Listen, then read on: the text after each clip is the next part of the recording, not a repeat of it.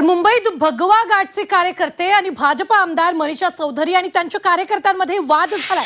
मतदान केंद्रावर दुबार मतदार आधार कार्ड घेऊन काही लोक मतदान करत असल्याचा संशय भगवा घाटच्या कार्यकर्त्यांना आला आणि त्यांनी आक्षेप घेतला। या दरम्यानच संशयित मतदार भाजपच्या कार्यकर्त्यांशी संवाद साधत असताना भगवा घाटच्या कार्यकर्त्यांनी व्हिडिओ काढला आणि त्यानंतर भाजप कार्यकर्ते आणि भगवा घाटच्या कार्यकर्त्यांमध्ये हमरी तुमरी झाल्याचा व्हिडिओ व्हायरल झालेला आहे। दुबार मतदारावरून दोघांमध्ये वाद झालेला आहे। भगवा घाट भाजप कार्यकर्त्यांमध्ये वाद झाल्याचा हा व्हिडिओ आहे। तू कोण सांगणार